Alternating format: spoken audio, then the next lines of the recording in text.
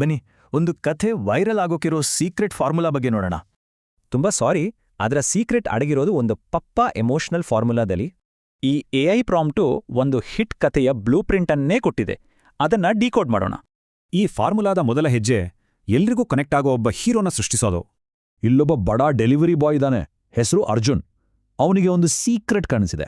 ನೋಡಿ, delivery boy, ಸರ್ಕಾರಿ ಪರೀಕ್ಷೆ, ಈ ಡೀಟೇಲ್ಸ್ ಕೇಳಿದ ತಕ್ಷಣ ಅವನು ನಮ್ಮವನೇ ಅನ್ಸುತ್ತೆ.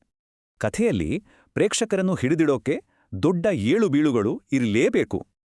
ತುಂಬಾ ಮಳೆಯಲ್ಲಿ ಲೇಟಾಗಿ ಹೋದಾಗ ಒಬ್ಬ ಶ್ರೀಮಂತ ಗ್ರಾಹಕ ಅವನಿಗೆ ಅವಮಾನ ಮಾಡ್ತಾನೆ.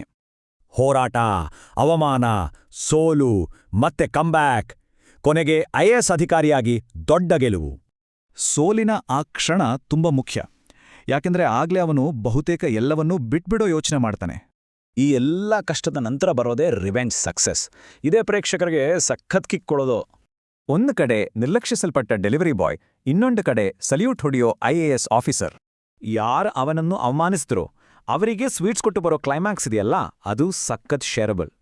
ಜೊತೆಗೆ ಒಂದು ಸಖತ್ ಮೆಸೇಜ್, ಯಾರನ್ನೂ ಅವರ ಇವತ್ತಿನ ಕೆಲಸ ನೋಡಿ ಅಳಿಬೇಡಿ ಅಂತ. ಹಾಗಾದ್ರೆ ಈ ಕಥೆ ಯಾಕೆ ಇಷ್ಟೊಂದು ವೈರಲ್ ಆಗತ್ತೆ? ಅದರ ಹಿಂದಿರೋ ಸೀಕ್ರೆಟ್ ಏನು? ಯುವಕರ ಕಷ್ಟ, ಡೆಲಿವರಿ ಆ್ಯಪ್ಗಳಂತಹ ಮಾಡರ್ನ್ ವಿಷಯ, ಇವೆಲ್ಲ ಸೇರಿ ಇದನ್ನ ಶೇರ್ ಮಾಡೋ ಹಾಗೆ ಮಾಡುತ್ತೆ.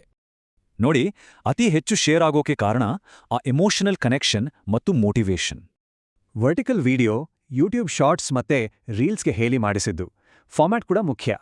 ಸೊ ಇದು ಬರೀ ಕಥೆ ಅಲ್ಲ, ಹೆಚ್ಚು ವ್ಯೂಸ್ ಪಡೆಯೋಕೆ ಪ್ಲಾನ್ ಮಾಡಿರೋ ಒಂದು ಸಿಸ್ಟಮ್.